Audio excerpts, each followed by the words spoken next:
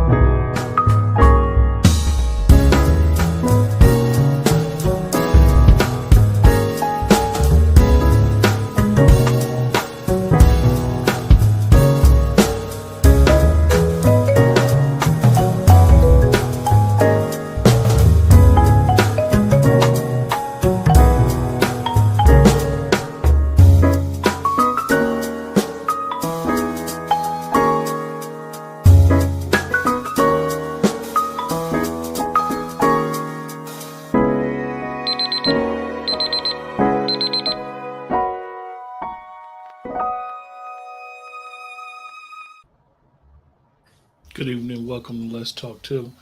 And tonight we have our sister Azima here once again.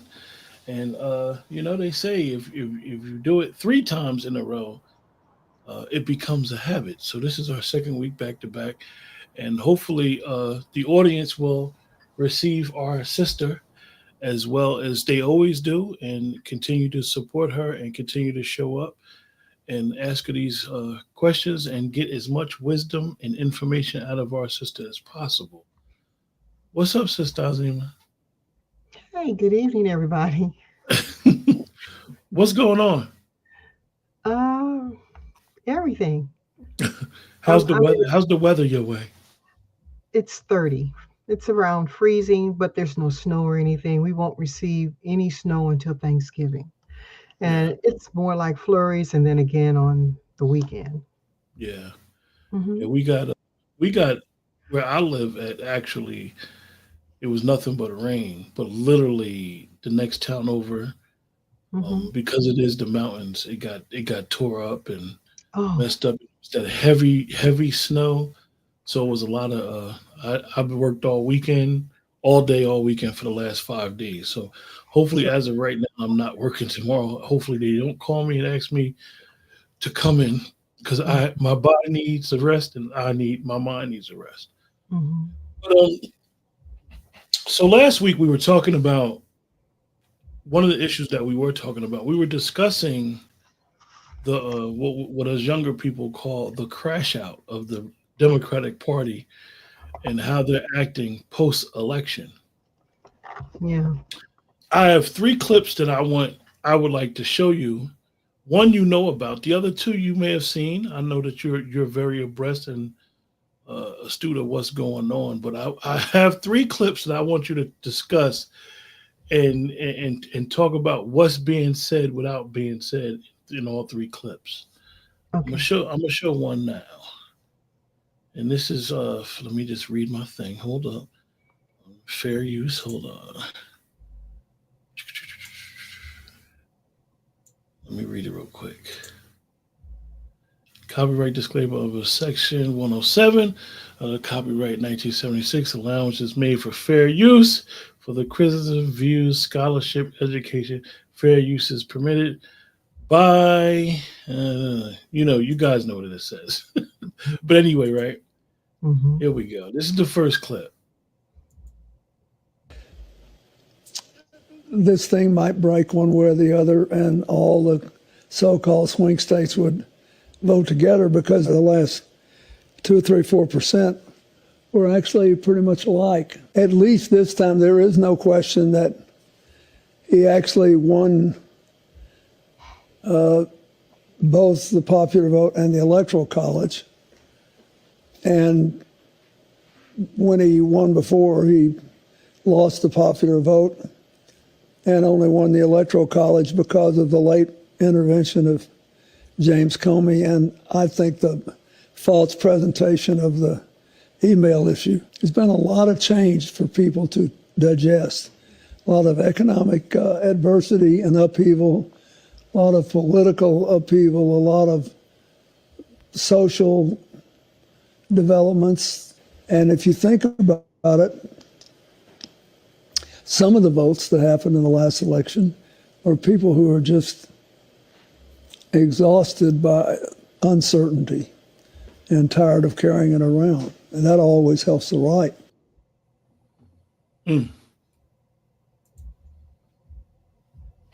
What's your thoughts on former President Clinton speaking about the decisiveness in President Trump winning this last election? Okay.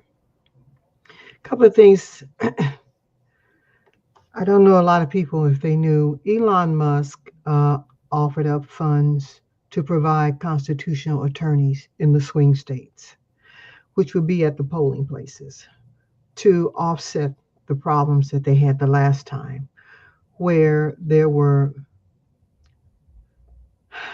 deceased people on the rolls that were voting, newborn babies voting, people that were incarcerated, a myriad of individuals who could not vote for a lot of reasons, but however had voted.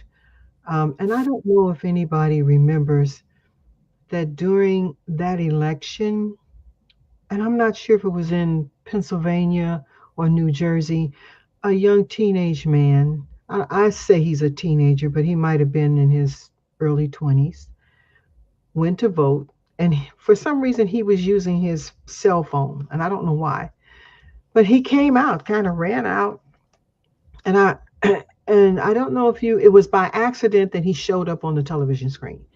He came out of the place and he was yelling at his dad. And finally, the reporters went over, you know how they turn their mic to find out what's going on. And I'm going to paraphrase it. He said, "Grandma's voting, but she's dead. How is that possible?" And I'm looking at the results on my phone, and he was in the height of voting. And that was like anywhere from 3 o'clock in the afternoon to 5 o'clock. Um, he showed a lot of discrepancies at that time. All of a sudden, he was a hot topic, I want to say for less than a minute, and it just evaporated from the screens.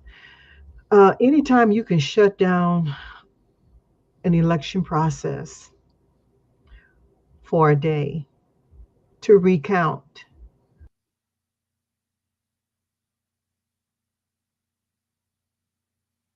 Oh, Sister Azima froze. They starting this stuff early. You guys make sure that you like, share, subscribe to the channel. Make sure you like the program. Sister Azima froze, unfortunately. She'll be back to join us.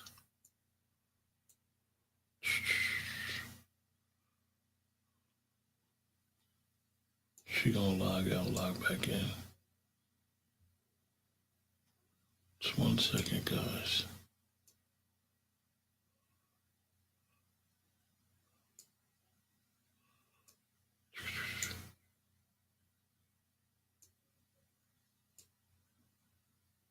Hold on.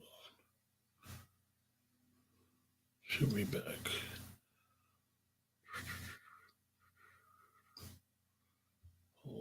Hold on.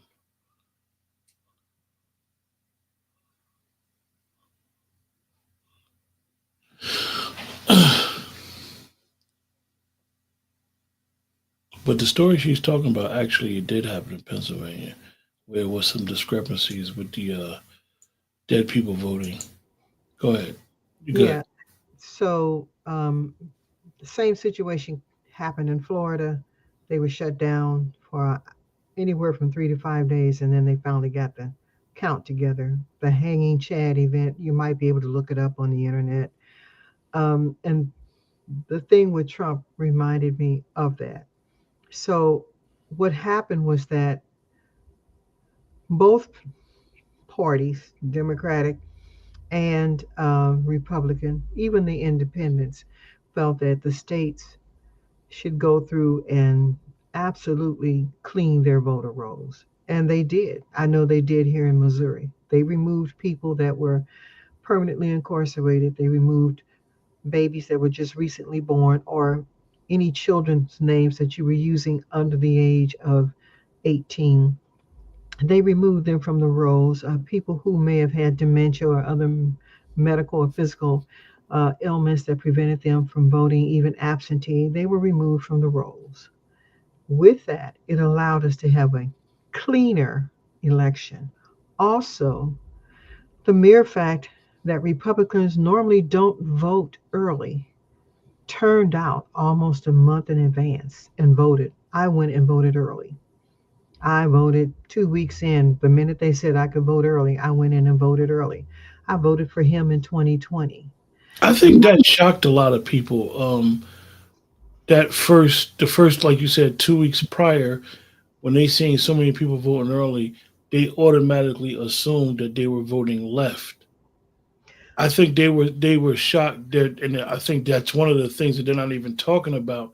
How basically he re-galvanized the Republican Party to get out early, to be cognizant of what goes on at during the voter process, and making sure that you, even when you cast your vote, do it correctly and Mhm. not let a machine or whatever seem like it's malfunction, and just do it the correct way.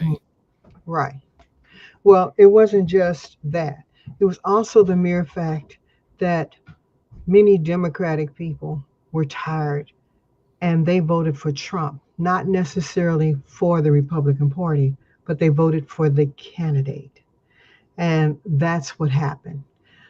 So he galvanized 95% of the American population. And that also included your Jewish people, that included the Muslims, the Arabs, the, I don't want to say Mexican Americans, but the Latino population, um, Africans from Africa, foundational Black people. He galvanized them to the point that they understood it was more important to be able to put food on your table, to be able to take care of your family, to meet any obligation that you have. And the other thing people looked at, and me, I'm retired. The mere fact that I know my retirement money is in a trust fund and I'm spending it down, but the administrative part of that money is in the federal government. And anytime you can look out into these quote unquote sanctuary states and you see situations where you're taking the administrative money from my Social Security and you're finding a way to give it to the people, although you're telling us you're not.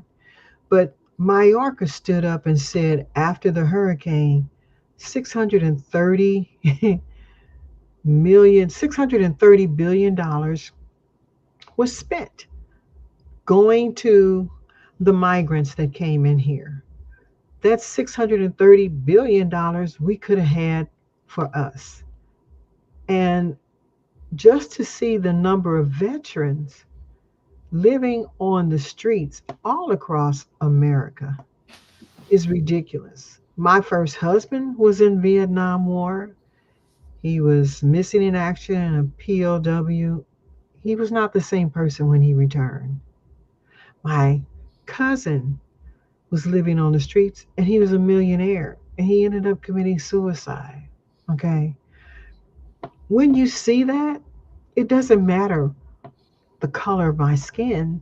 It's the mere fact that you had a group of people who came into power and I don't think a lot of people realize that China has a very large stronghold on what goes on in America.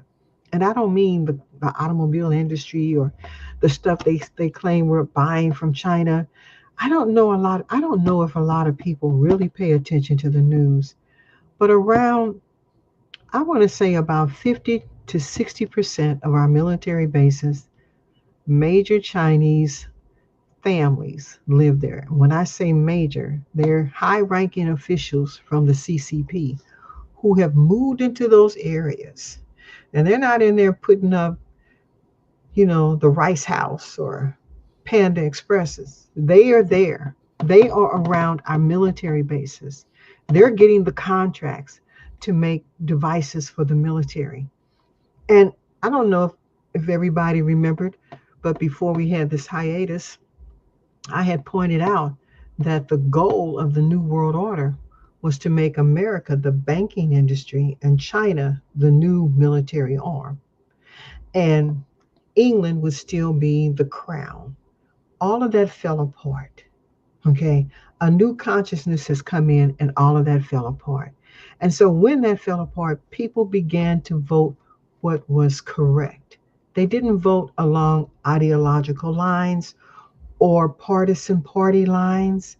And one more thing that I recently discovered was that the Green Party with Joe Gene, Stein. uh-huh, if you read, um, I don't know how to pronounce the woman's name, but she is Gene's right hand person. And she came out and said they knew they weren't going to win, but their main objective was to go into the East Indian population and pull the votes away from her because they looked at her as being genocidal, um, anti Palestinian, and a lot of other things that just um, made them feel not only uncomfortable, but she had walked away from her East Indian teachings. And so they went out of their way to make sure she didn't win. They campaigned within that core group of East Indians and said she's not the one. And so these people came out and voted for Ms. Stein as opposed to Donald Trump. The other thing that happened was that I don't think people were aware of is that at the same time they were taking Donald Trump to court, they were also taking Robert F. Kennedy to court. And I mean, they drug him through so much so that he stepped away from the Democratic Party long before um, he joined Trump. He stepped away when he started campaigning 2 years ago and then went right to the Independent Party. And they still ran after him to try to keep him from running against Kamala Harris. Also, the gentleman, Cornel West, they decided they would pay off all of his student loans if he just stepped down. So there was a lot of this, not conspiracy stuff, but underlying inappropriate criminal activities that they were doing. When Robert F. Kennedy met with Trump because he was forced out, that is when Trump said, come on board with me. And so they put whatever ideological differences they had to the side and came on board. Even though they swept the House and the Senate and the presidency, you still have some very corrupt people, Thune, Thune, and you have Mitch McConnell and one other person who's trying very hard to have the Republican Senate sit on their hands and not put his people into place. And it's not working well. They went after every man that's out there. They're going after them on sex charges and all kinds of stuff. The same thing they did with Trump. Matt Getz stepped down because they claimed he was having inappropriate activities with a teenager. And when he went to court, that was over the 3 years that Trump was battling his stuff, he was battling this. And it turned out none of it had any validity, but you never hear that. You only hear what they spew. And so right now, this piece here, when he says things like, social norms change. Well, what he's really not telling you is that the people decided that they were going to stand behind um, respect, dignity, principles. And when that happened, what they were not prepared for was a culling or a coming together of everybody across all political lines, across all ethnic lines. And they were not prepared for that because they knew they had it in the bag. They were doing ideology politics. Yeah, Identity politics. That's all they were doing, and nobody. which I have been saying that identity politics is dead. It's over. And It's over. it's nothing that was the furthest from the truth. And to be honest, they are angry with foundational Black people. Well, we didn't go back to the master's plantation. We didn't adhere to the plan. Mm, And when we began to say, not just us, I mean, think about it. You know, a lot of Black folks in some high places that that folks admire and listen to, they started saying things like 60 years and we ain't got nothing. Okay, so we have to look at that. And I've never seen such a divide between Black women and Black men like I have now. The stuff that I hear that comes out of their mouth, I heard when Gloria Steinem and the whole feminist movement, the stuff that she spewed, the vitriol, and now I hear it out of the mouths of Black women.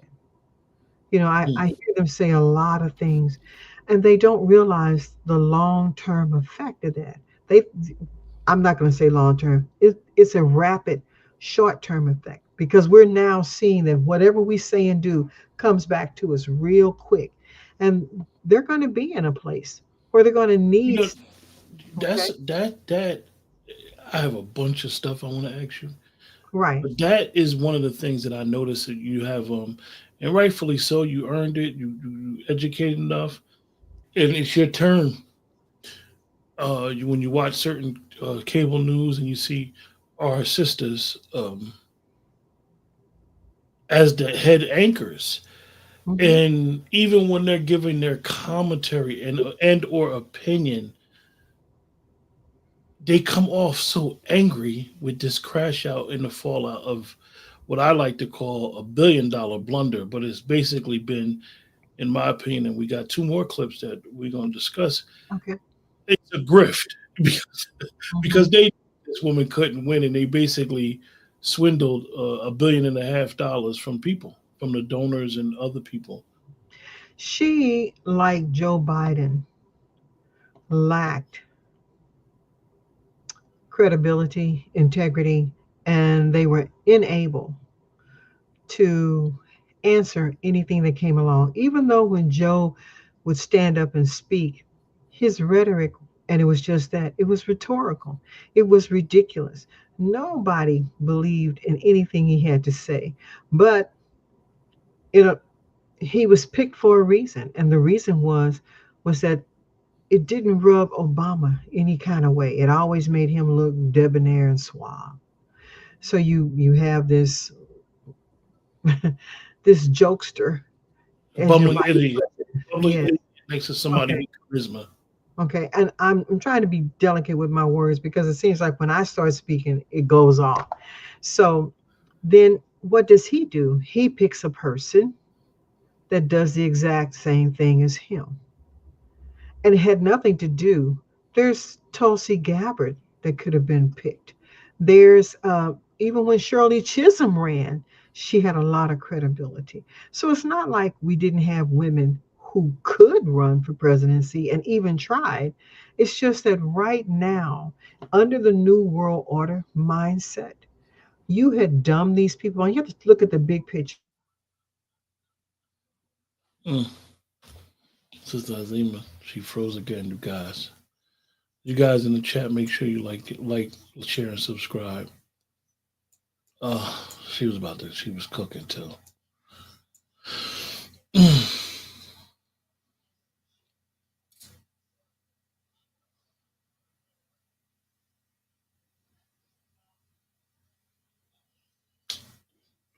She'll be back shortly. Just give her 1 second.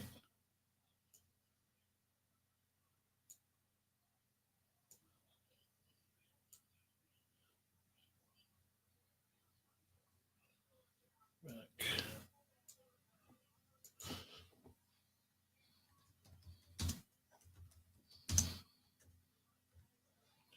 You guys got any questions for Sister Azima? When she comes back, just put in the chat.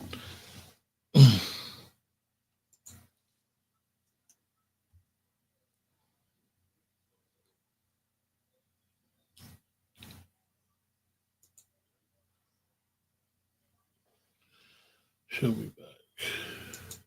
Hold on.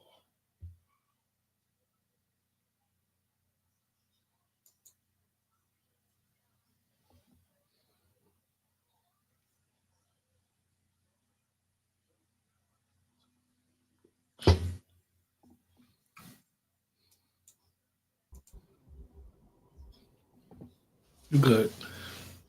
Okay, so when you look at the big picture, I always say go back and read Agenda 21, the New World Order, and you'll see all the systemic things they were doing in order to get to this place. They were hoping that they had dumbed the population down so much that all you needed to do was to identify with somebody. And with that, you would align yourself with whatever their politics is heading out to be, and that was that. They've also, if you're not aware, reinstituted the draft because they want to be able to reduce the population by sending these young, ignorant people overseas. You've hurt our military when you start doing all this transgendering things into the military, and that makes for a difficult process. It creates animosity and hostility within your military ranks. Um, and when you do that, your soldiers aren't going to fight for the country. So therefore, if the American soldiers don't fight, you give it over to China. And the China people are hungry, they're starving, and they need a lot of things. And then this whole your social credibility will be your social wealth. And I'm not into social wealth. Okay. But we laugh at it, but it's very dangerous. And the social wealth has the ability to shut you off from society, cut you out of everything that's going on. And it makes it very difficult for you to function. A lot of people have starved behind social wealth. And we know that from the situation of 2019 with the whole vaccine thing and what was going on there. When you were reading about Nigeria, you found out about the students who were there in Wuhan. And I always say, go back and look at that information, and you will be amazed. And now you can see how it's moved forward. Mm-hmm. Okay. So that's all he's talking about. He's saying basically that they thought they had the identity politics down, but people moved in a social manner and they became cohesive. They have they're having a one world ideology, and that's spiritual atonement, spiritual understanding. It doesn't matter if you're Muslim or East Indian or whatever. There's this great awakening called spiritual understanding, and the people aren't interested in being broke and woke. They're interested in being able to speak and have someone stand for them. And I think what we don't really, even African American people, the system keeps you victimized. Okay. Mm. And I said it before, my grandfather was a slave. I knew it. I knew his sisters, but he never taught us, his grandchildren, to be victimized. My mother and them grew up with the Jim Crow laws, okay, Willie Lynch laws, Blue Code laws. Look them up; they're in every state. And the fact that my father lost his parents in the East St. Louis massacre of 1917, but yet we were not taught to be victims. So if you continuously feel that you are a victim, then you are always going to have a victim mindset. And even though you're walking through life, going to college at some of the best schools and getting ahead, you are overshadowed, like in Boondock, where the little black guy always got a cloud over his head because he can't see his potential. And that's what they want. They need to have some group of people at the bottom of the ladder and tag you were it. And so what they're mad about is that we're no longer it. We gave the hot potato back and said, nope, not us. And that's why they're angry. And that's why they've gone out of their way to do a lot of this vitriol spewing of lies. I have never seen, since Walter Cronkite left, I've never seen so much lying, shuffling around, unable to tell the truth. And if you tried to tell the truth, you didn't have a job. And I want you to think about that. There are a lot of people, Megyn Kelly, and a whole history of other news reporters, Carrie Lake, who said, enough, I'm tired. You've conditioned me to lie. So every time I open my mouth, I'm lying. Yeah, Okay.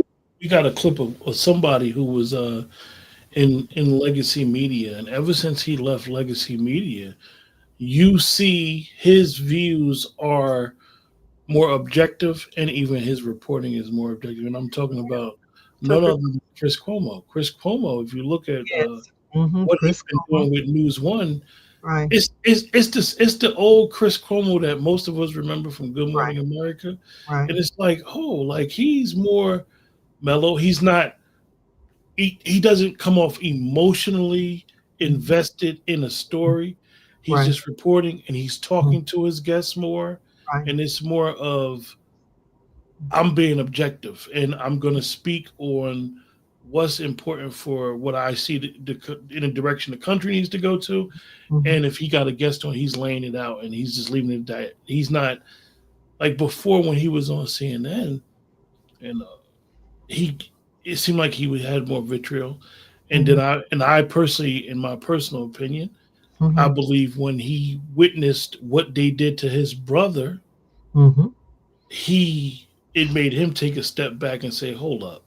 mhm, Anybody that crossed the line of this particular oligarchy mhm, becomes the whipping boy." They try to humiliate them publicly and then mhm, destroy him, and they mhm, ultimately destroyed his brother and his brother's governorship off mhm, of allegations that came out to not even be substantial. mhm. And that's what we call social politics. Okay, that is your social wealth. And they want everybody to believe that's the most important thing, Mhm. but it is not. The truth and honesty to yourself is the most important thing. And everybody on this planet works in cooperation. And I think that what really gets me, and we'll move on to the next clip, and I'll go back to it. We helped develop the Republican Party. Okay, right after slavery, we were out there working to create this party, the Republican Party, after slavery. And every time we were in segregation, we had our own hotels, we had our own theaters, we had everything that we needed. Okay. Um, we weren't lacking. The only thing was that there were still some people who were very prejudiced and they were in key positions and they could use the laws that they created against us. We fought back with that, but we didn't free our mind. And Let they me went right into the churches, and that's what held us back. But now even the churches are taking a stand. Oh, sorry. There are some ministers who are saying, hey, I'm sorry. We got to do something different. We've got to change how we look. And so now, I'm going to give this parable my husband used to use. He said, a man's been beating his wife for a long time. She wakes up and decides, I'm not taking it. She mm, packs up everything, she leaves, um, and he comes home and he realizes she's not coming back. That's where they are. And I'm not saying the Democratic Party, but the oligarchy that runs it, even the oligarchy of the rhinos, because the rhinos are different than the Republican Party. mhm. They're the old oligarchy that wants to hang on to the old way of doing things. And they woke up and they realized we don't have them anymore.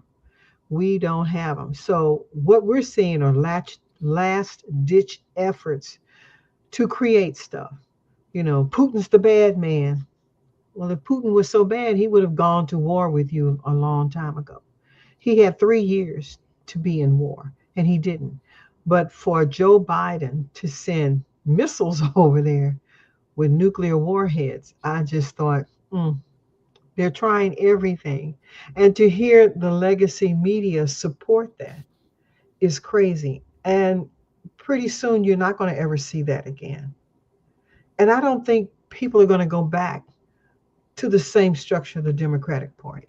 The rhinos and the Dixiecrat heads have ruined that, and people aren't going to go back to that. You're going to see new parties pop up. I don't know what they're going to be, how they're going to be, but people are going to start voting based on issues and no longer on party lines. Yeah, I definitely agree with you. Let me ask you, and you may get a chuckle out of this question, right? Before we show the clips, Hmm. I know what we in my quote unquote generation, what we call people who sell out their community, sell out their race, sell out other black people. Hmm. What do you call a person that does this, and what constitute doesn't it? Because I noticed that a lot of people have you brought up the Republican Party, and I noticed that a lot of people on the left that don't really understand maybe a Tim Scott or Byron Donalds, they automatically think that they're sellouts because they're Republicans. That's, I think, is a very shallow way of thinking. What would you consider someone who has sold out uh, foundational Black Americans? Well, we're going to step back to fraternities and sororities.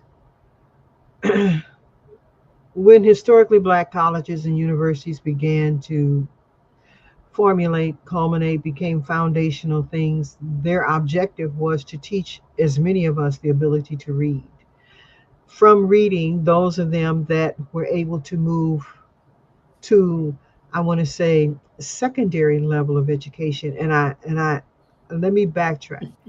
If you were ever able to learn how to read, you were reading from kindergarten to sixth grade because you only had to have a sixth grade education. But in that sixth grade education, based at the time that you were learning, you knew how to shoe horses, you knew how to make wagon wheels, you knew how to start building cars, you knew a lot about manufacturing and industry, you knew how to run a farm. There were a lot of skill sets that you had learned.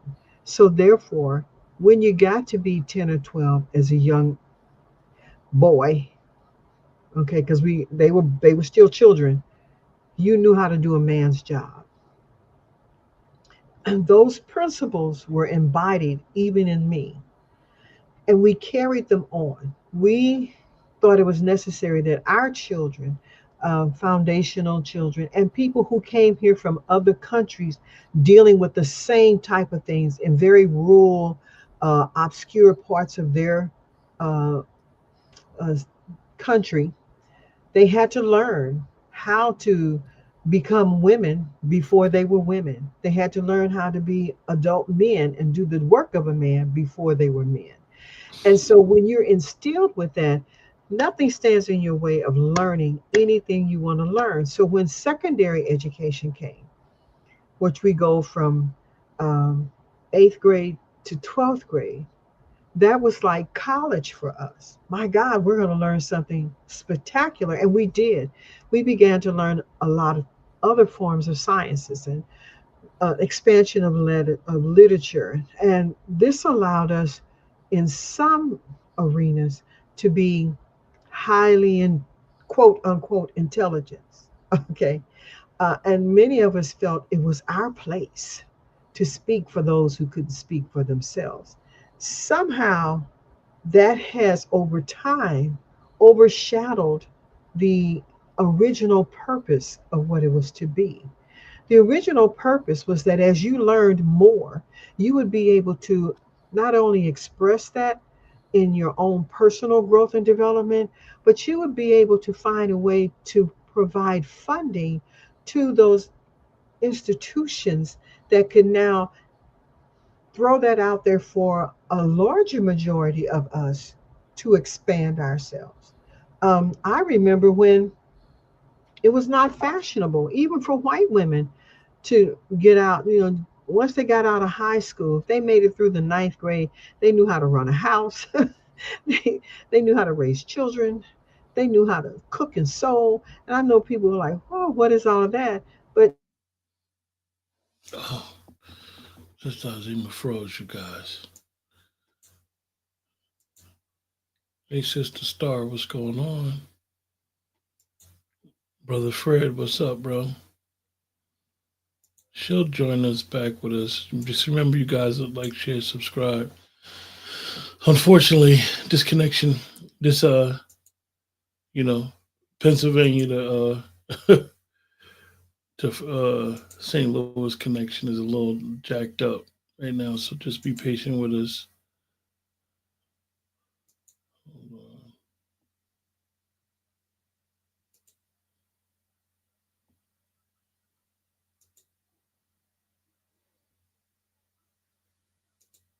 Sister Azima, join us back in 1 second. Brother Gene, I got your question. I'm gonna ask it in 1 second. Once we get through these other two clips, the topic of the conversation is the fallout from the $1.5 billion grift. If you guys don't know, Kamala Harris, in the 120 days that she ran her campaign, had $1.5 billion donated to her campaign, and now they're in debt $20 million. And in my personal opinion, it was a grift.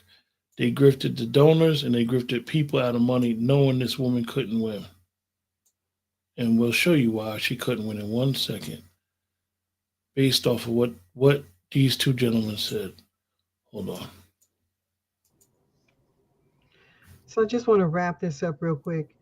I think many of our people who were able to get that secondary education and then expanded it into college, um, they thought it was their place to speak for the mass majority of us small minded people who weren't able to get our words out.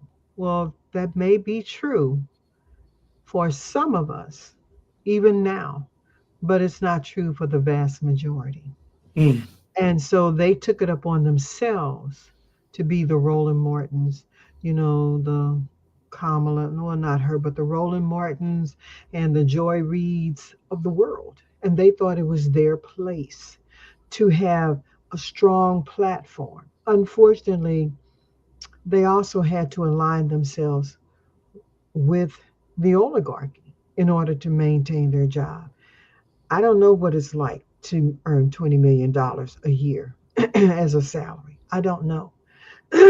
Not that I was poor working for NASA, but I don't know what that's like. And I'm sure once you get used to that lifestyle, it's very hard to let it go.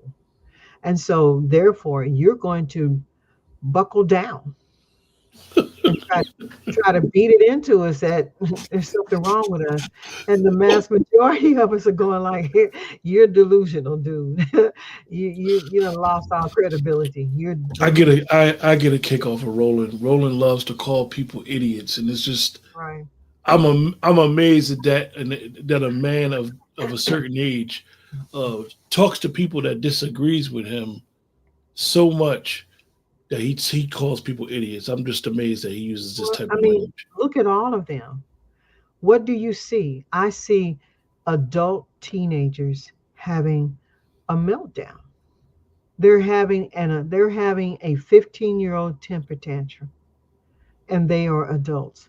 The problem is that they are in some very key positions within the oligarchy's establishment. The oligarchy is dying. The queen is dead. Her son could only be king for 5 years. Charlotte's son is there, Gregory Hallard. Nobody's looked him up to find out who he is and what he's all about. And you look at all of that, okay? The people around the world wanted Trump. I turned on TV and the Japanese people had Trump, an effigy of Yeah, Trump. And like they okay, can and vote. Like his dance. I mean, come on now. People in, you see the Islamic people doing that Trump dance. I'm like, come on. So everybody knows that we are the backbone of this world. And if something happens, the whole world will suffer. mm, We know that. And they know that it takes really the combination of the black people and the white people who were here to make that happen. Okay. It is on our good graces, us, the slave folks who were slaves no more. Remember now, we opened the doors. We said Pan-Africanism. We were asking people, come on over here. Okay. And America had set up some rules and regulations for them to get here. What you're seeing is that, and I'm just saying point blank, you had an idiot and a buffoon running the country. And the idiot didn't know what the buffoon was doing, and the buffoon couldn't help the idiot if it tried. Well, And so you bypass the primary and let the buffoon in. I have a clip. Right? Okay, let's I go have, to that clip. Cause I have a clip from somebody, a blast from the past. I okay, already put the clip of a former President Clinton, but I have a clip of somebody else that I know you're quite familiar with. I know him very well. He has something to say. okay. And a lot of the younger progressive staffers pitched a hissy fit. Cal. Supposedly the campaign said that that wasn't the term de facto, but they did. When you put a campaign together and you hire young people to do work, let me tell you exactly what you tell these people, what I would tell them. Not only am I not interested in your fucking opinion, I'm not even going to call you by your name. You're 23 years old. I don't really give a shit what you think. And let me tell you another huge error, huge fucking error this made, is when people said campaigns need to reflect progressive values. No, they don't. No, they don't. Campaigns are authoritarian by their nature. Mm-hmm. And if I were running a 2028 campaign and I had some little snot-nosed 23-year-old saying, I'm going to resign if you don't do this, not only would I fire that motherfucker on the spot, I would find out who hired them and fire that person on the spot. I'm really not interested in your uninformed, stupid, jackass opinion as to whether you go on Joe Rogan or not. For those that don't know, that is an election campaign icon, whether you are right or left, James Carville. Mm-hmm. And what he said, and I am not a Democrat, what he said is absolutely correct. What he said was absolutely correct. You don't try to change how you run a campaign. You run a campaign with authority. And what do you got to say? Because I know you chuckled when you first seen his face up there, and then he started cussing. Well, number one, he's always been like that. Okay. And I think what people don't understand, the word campaign is a military word. Okay. It deals all the way back to the Greek wars, Roman wars. Those were campaigns. They were not skirmishes, they were campaigns. And you were strategic in what you wanted to do, because if you're trying to conquer a particular area or a group of people, you have to go in and devastate them, obliterate them, and then go in and take over their Senate or their governing bodies. Okay. The best strategy is looking at Genghis Khan. He had daughters and no sons. I think he had 5 daughters, but he made every one of his daughters marry a leader of a region that he was trying to take over. And they would poison that man, and they would stand in for their father and take over. Okay, that's called the Order of War. We saw that with the line of Cleopatra's. Cleopatra was not one woman. The last Cleopatra everybody talks about, she's from Ptolemy, the family of Ptolemy, but she killed all of her family members to have power. She wasn't this docile vessel that you see in the movies. Okay, you had Hatshepsut. Okay, come on, the Dahomey women. All right, so they waged campaigns. Campaigns were battles with a strategic outcome. And the outcome was to make sure that you devastated a particular leg or segment of the war so that you can move forward with the next leg of what you were doing. So we have to understand what the word campaign is. So here you having a political campaign. What is political? Has nothing to do with government. It's the policies that are brought to the table by the oligarchy or the corporations that want a particular outcome. That's what policy means. You only have policies when you're dealing with companies and corporations. You have law when you're dealing with the government because you are the governing body. And you are saying, I want this law to be in existence so that when I'm out somewhere, I feel safe, or people like me feel safe, or know that they won't be taken advantage of. Those are laws that govern. Okay. That's why it's important to be involved in your local and statewide government. That's the key thing because your governor is the one that goes to Washington, D.C. on your behalf. And if you don't take ownership of the things that you want to see done in your state and in your city or county, then shame on you. Okay. So I agree with what you said. That's how he is. He's always been that way. But here's the caveat he hated the most. Kamala had a 95% turnover in her staff in the 3 years that she was there. Every year she'd have to hire a whole new staff of people. Therefore, she could not be a benefit to anything. Okay. When she was Attorney General, even though she was the Attorney General in name, the top ranking attorneys ran her office because she didn't know what she was doing. Okay. And they talk about that. The Department of Justice had to come down and free the people that she had incarcerated because she was doing it unlawfully. She got her position because of the man Brown. Sister, and Sister Star, I have your question put to the side. We definitely gonna ask Sister Azima your question. So just hold tight. Sister Azima, the funny thing is that we hear that, and Mhm, I agree with you, and I'm in tune with what you're saying. And people from the Bay has always told us about who this woman was. mhm, We seen who she was in 2019. mhm, She was trying to primary. And during election, it's usually what we call political theater. mhm. I don't think people really understand how terrible of a candidate she was. And with all due respect, like you said, buffoonish type of stuff. Like she literally, people try to say her resume was filled with nothing. Yes.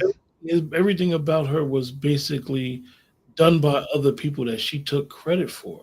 And Mhm. it's not trying to, as I know some people may interpret it as, are you trying to kick a sister down for her accomplishments? Her accomplishments, they lacked bite. They didn't have nothing to them. Okay, so let me say this. I like what you said. Kick a sister down. First of all, let's be very clear. The only people on the face of this planet at any time were melanated skinned people, and I call them wheat. They were everything from my complexion to this complexion, okay, to darker than you. So we were carbon based sweet people. We were the only ones that were here. Now, just because we're the only ones that were here doesn't mean that everybody becomes the cream and floats to the top of the cup with knowledge and the ability to handle things. Some people are given that. You've seen that with certain white people. Case in point, Joe Biden. He is not the smartest. He's not the smartest cup in the cafe, okay? But he could fill his cup with a lot of mess. And so here is where the oligarchy played on your emotions because we're Mm. always so emotional and everything we do is so emotional. Oh my God, I've been, you know, racism against me. If I took that stance, I never would have worked for NASA. The first wave of women who were 10 years ahead of me, they never would have worked for NASA. Okay, that's a victim mentality. And if you always like being the victim, then that means you always want someone to take care of you, and they're not going to take care of you the way you want it to be done. They'll take care of you based on what they want to do and what they're looking for in the outcome of things. Mm. So she is not someone you identify with. Yes, she's a melanated skinned woman. Okay. Nina Simone was melanated, but she wasn't from America. Come on, let's be real. Iman, the model, she wasn't from America, but she was a melanated skinned woman. You don't have to identify with somebody just because of the color of their skin. There are 9 ether beings. Ah, Sister Azima froze you guys again. Yeah, we get a good 10, 15 minutes of good conversation, then she freezes, right? But she'll be back. Sister Star, you said it's like a war out here, huh? It's like a war out here on these mean streets. Oh, we're gonna get to it. We got one more clip, and then we're gonna get to you guys' questions, Gene and Star. Anybody else that got any questions for Sister Azima, they can ask them, and I'll put it to the side, and then we'll get to the question and go from there.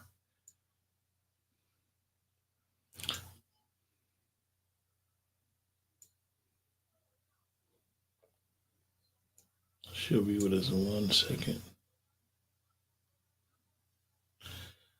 Oh yeah, the weather, right? Yeah, yeah. You said nobody's starving in China, Rod Luther. What about the Uyghur Muslims that's in concentration camps in China? You don't think they starving? Don't speak out against them, but you speak out against them. The CCP is let you know, like these are niggas. That's how they treat the Uyghur Muslims in China.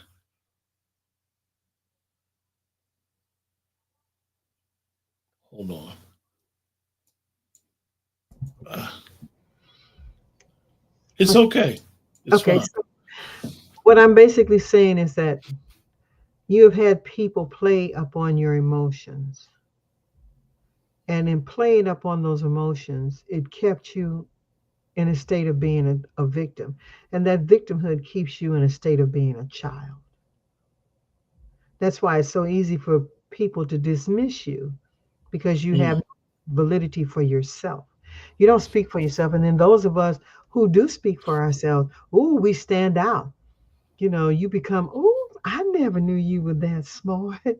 And what has happened is that those of us who thought we should speak out decided that when we were recognized by our masters, because we still had the belief God was white, um, we took it upon ourselves to suppress all of our people. It is no different than many of the orthodox religions that are practiced that suppress and shun their own people. And we just did it on a grand scale where mm. everybody can see it. And we're living our whole life in front of a camera and not realizing you need to step back from that camera and take time for self reflection, which allows you to grow and mature. And it doesn't have to come with age because there are many of us who are old and we are still very much childlike. And it's not because we suffer from dementia, it's because we've never taken the time to go within and know who we are. So we got our last clip, and this clip proves to a whole bunch of different things because at the end of the day, as we always say, money talk, bullshit walk. Yes, it does. All right, here we go. Morgan, and he has raised a lot of money for Democrats. Happy Thanksgiving, big brother. Thank you very much for coming on this show and helping my audience. Thank you. Happy Thanksgiving. So, John, I never heard anything like this before. Do you think somebody stole the money? Well, maybe legally. I mean, look, to me, you remember the movie Mad Max when everybody's just doing whatever they wanted, the end of the world? That's what happened here. All of a sudden, everybody's got the keys to the candy store.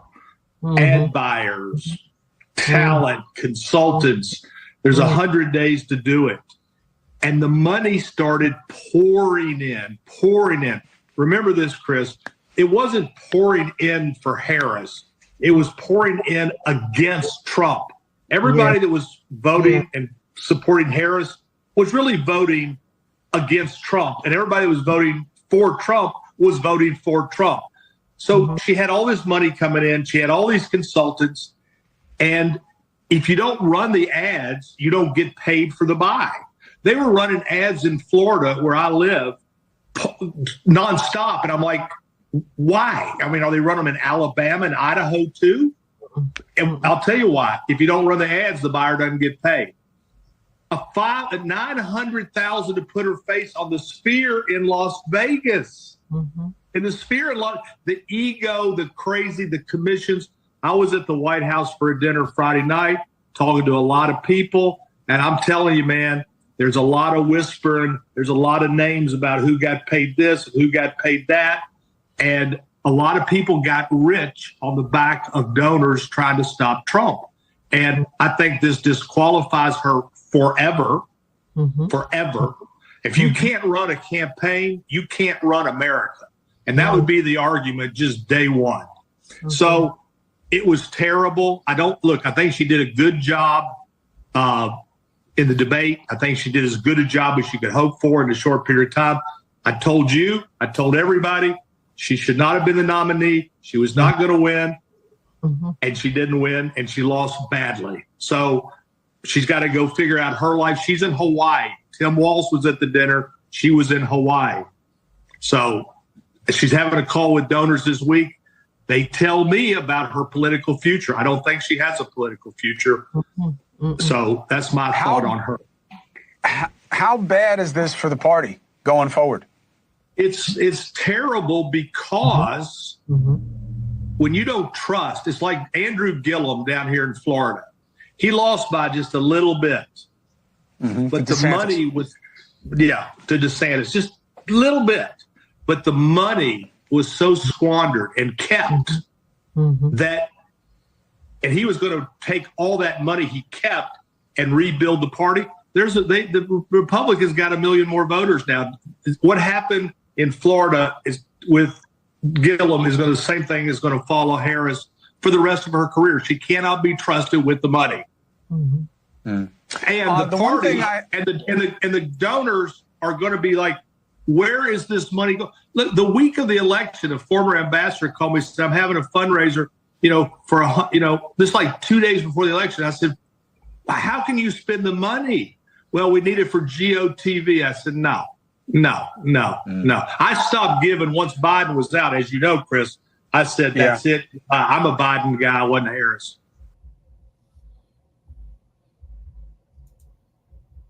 Well, I think John Morgan said a lot. For you guys that don't know, that's John Morgan, the founder of Morgan Law Firm, the big donor in the Democratic Party for years. And he said a lot there. And Sister Azima, would you like to give us what he was saying in layman's terms? Okay. In layman's terms, he supported Biden only because Biden had been in the politics for a long time. Biden was very good at, he was like Trump. He knew how to get to the mega donors. He knew how to talk the language that they needed to hear, and they would donate with him. He didn't have any policies. Trust me, he had no policies, but he knew how to get that money. And he was corrupt. And he was able to get money even from some of the corruptest people within the mega donors. When we say mega donors, we're talking over $5 to $10 million that they're donating.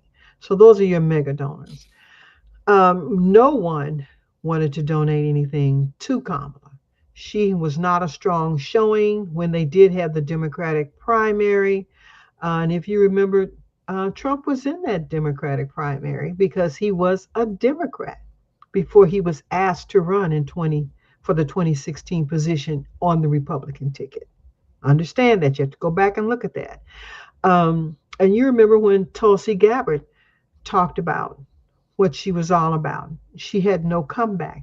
She had nothing there. Literally, when she would look up, she was drawing blanks. She was empty. Her claim to fame is that she's an opportunist. She rose through the ranks on the coattails of others, particularly men. She was very beautiful, and she used that as she climbed the ladder of success. When she married her Jewish husband, Doug Emhoff, he already was divorced and had been involved with 2 other women before he married her. So his children were already in their preteens. They are young adults now. So she's never had children, and she's never married young. She really wanted to marry, Willie Brown, but he basically told her, you're my arm piece. And that was it. He said, I'm not giving up my marriage to my wife, because she was the foundation for him. And she didn't take that well. So she wanted to get away from him. But that's a whole nother place. She was not astute enough to handle anything, literally anything. But she made Joe Biden look good. And when she had an opportunity to pick Ben Shapiro to be her vice president, she picked Tampon Tim.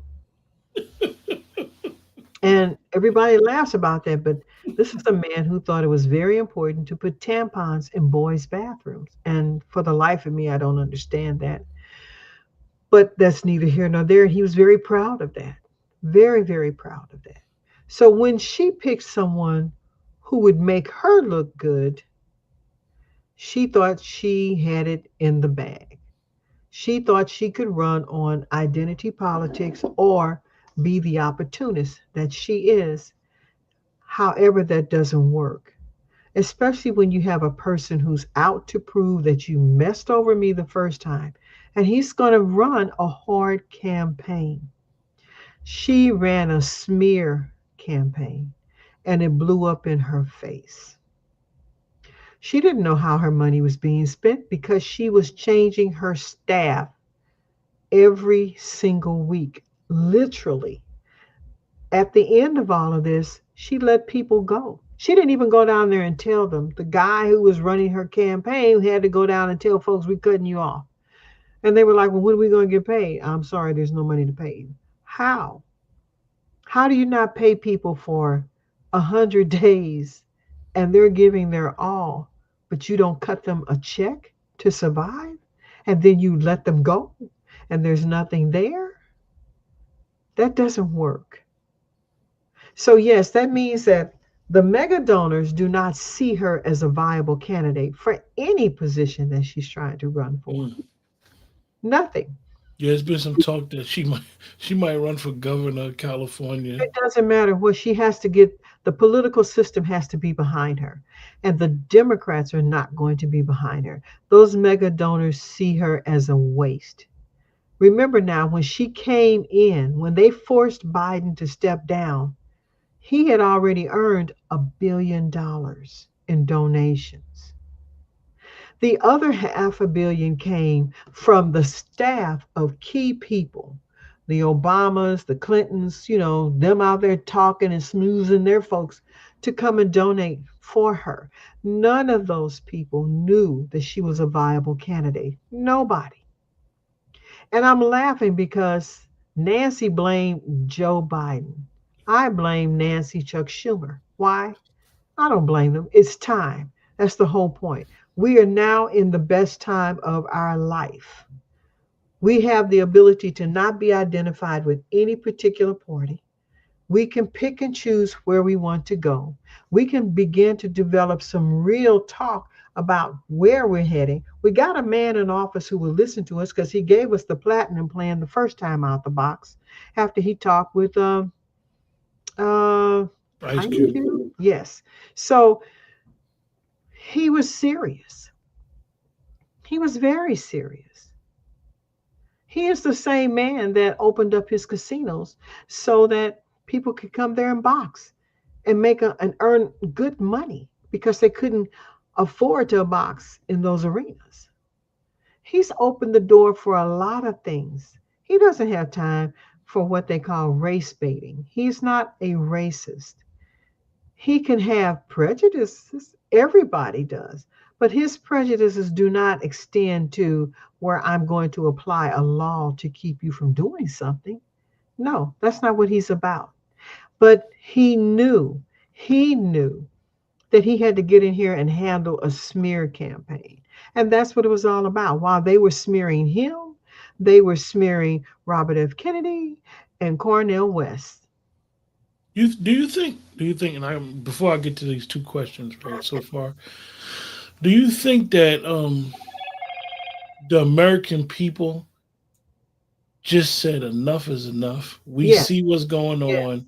We yes. took 8, 9 years of y'all just destroying this man. And me personally, I think the Democratic Party's plan was after January 6th, we have to make sure he's in jail before the next election. And when it didn't happen, they was like, OMG.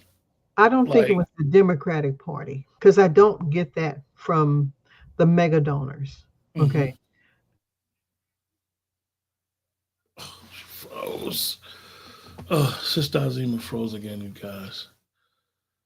I know we got it. We're battling. We're battling right now. But we're gonna ask the two questions when she comes back. Jean and Sister Star. If anybody else got any questions, Sister Azima, just put in the comment, and I'll ask her when she joins us back. So when we can end the political discussion on this aspect of the crash out and the grift uh, for on this show, and then when we do our next show, we'll get into some other stuff. But for those of you that don't know, Sister Azim is a person who studies etymology. So names, terms, meaning of words are very, very important when you're having a discussion with her. That's why she explained the historical understanding of campaigns and how it's a military term. Um, and this is why even when you listen to the mega donor, he said she can't run a campaign, let alone run in a country, because to run a campaign you have to do it as though you are in the military. You got to be strategic. If you ever notice what Trump did, Trump gained votes in blue states, which don't have that maybe didn't have an effect because he didn't win that state electoral votes, but it gave that particular party, or people who like him, inroads for the next election. So that was one of the importance of having a real good campaign in those type of states. Right.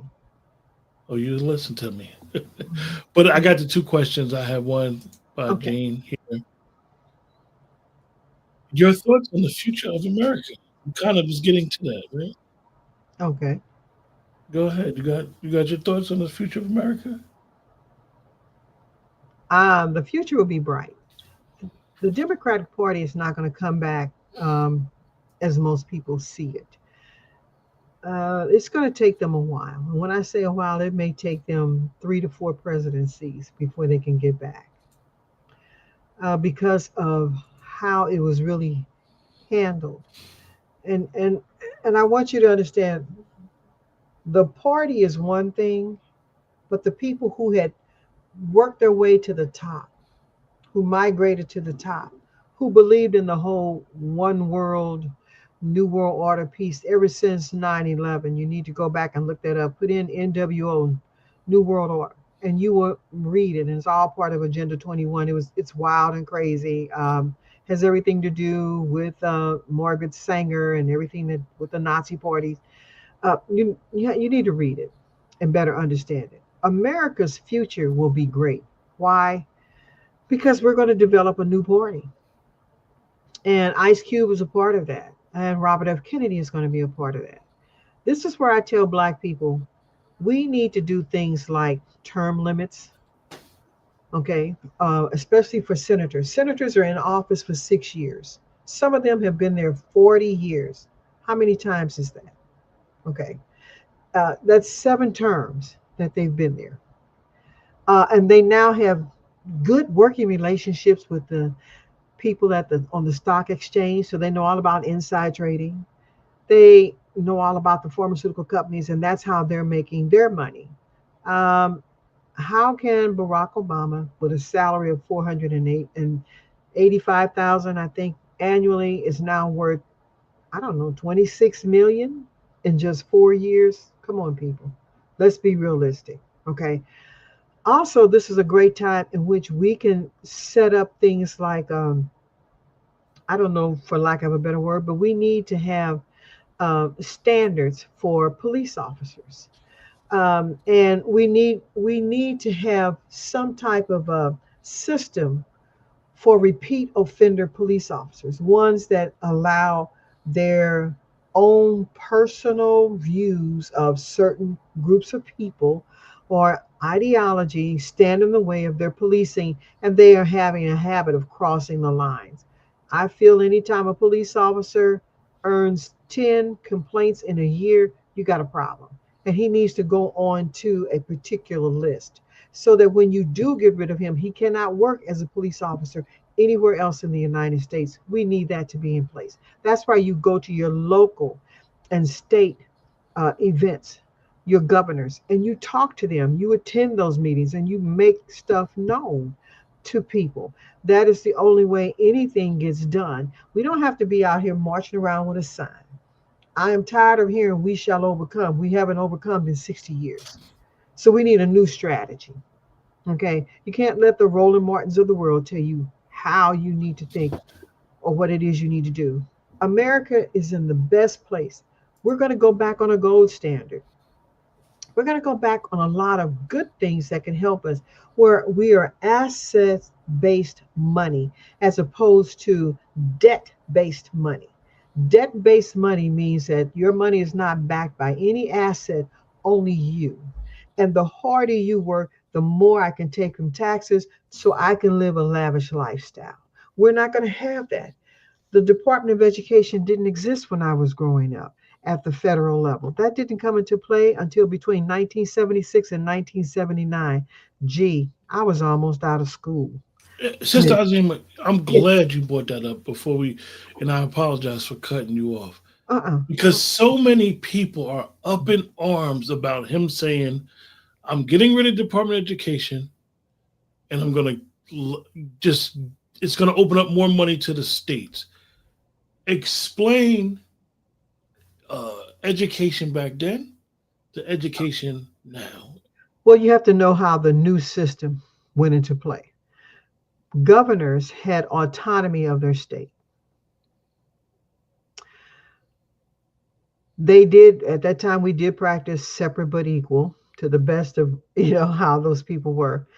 But I can remember when every 10 years they would come in and lay in new cork floors in the schools that were predominantly melanated or Black people. And the schools were named after us, our heroes that we picked at that time. And we learned about them. And those schools also offered all types of trades that you could have to go to school. When the change came into effect, and along with that came the Department of Commerce and Interior, these were all new departments. I think it was like 10 new departments they added, and I didn't understand their purpose. But over time, they became an ability to funnel money, your taxpayer dollars, somewhere, and you didn't have to account for it. So what that does for you is that we had a lot of vocational schools. Not everybody wanted to come out and go to college, and not everybody could come out and go to college. So why not go and be the carpenter, the plumber, the bricklayer, the stonemason, the baker, culinary arts, running a restaurant, okay? Know how to fix cars. Are you aware that everybody has to be ASE certified?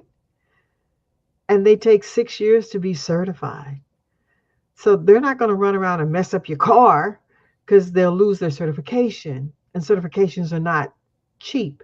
I had to be licensed and certified to work for NASA. I had to keep my license up, as time went on, because it was kind of like, this is what you need to do. It's just like nurses. Nurses have to renew their license. They didn't go to college to be a nurse. They went to college later to learn how to run an entire department of nurses, okay, or to be a doctor or a nurse practitioner. But basic nursing was considered part of the trades. When you bring money back, educational department gets, I think they told me 2.5 billion. 2.5 billion divided by 50 states. Think about that.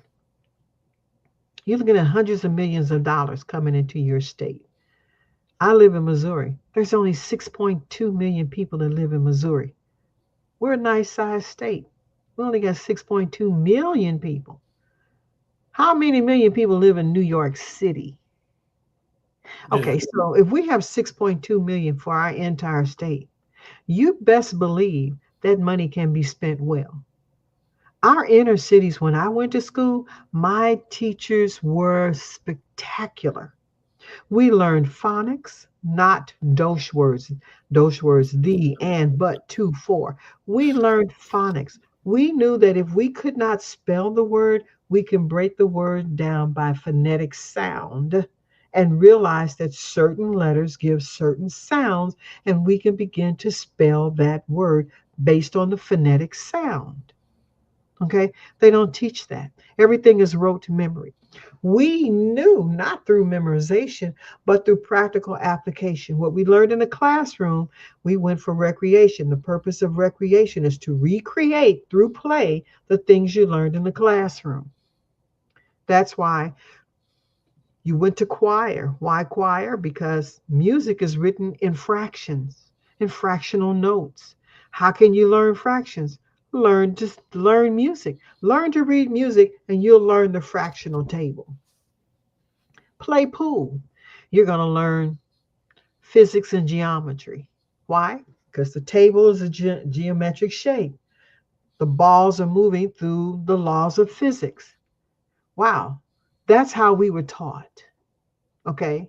We learned a basketball court, wonderful thing that it is, that if you stand at a 35-degree angle, you can make that corner shot into the basket, and that's 5 points.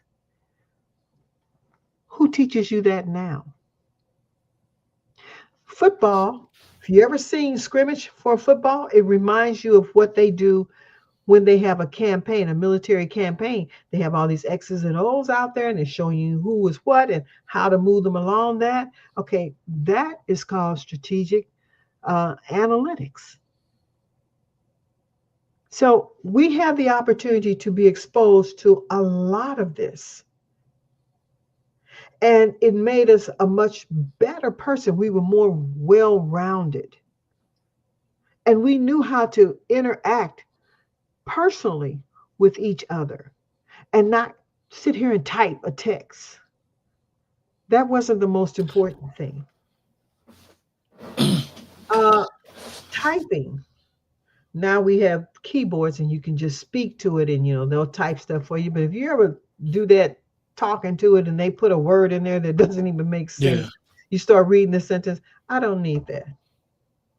Okay. But we could type. I could type 110 words in a minute. I could do 110 words, not keystrokes, but 110 words in 1 minute. I could type that fast. That was the norm. Between 90 and 110 words you could type. Think of those secretaries and what they can do. The things that now don't even know what the home row is. right. So that money. Go ahead. fact, it also allows for people who are now homeschooling, because I did homeschool.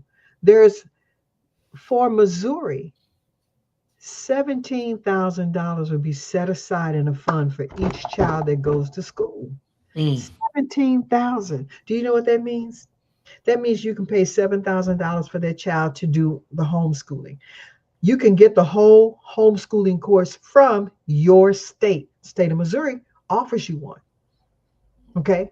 The $7,000 is to include all of the enrichments that go along with the training, with the homeschooling piece. The other 10,000, they will allow you to invest it so they can go to college and you won't have a student loan.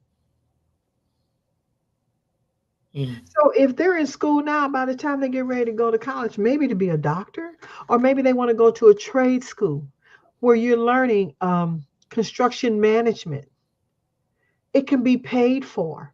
And there's no money coming. I don't have to get a Pell Grant. I don't have to do this over here. And what it does is that it allows the family to work with financial advisors on how to set up things in the future for your children. That includes types of life insurances that will pay out to you as you grow older. And I don't just mean a whole life policy. There's You so know, much out here.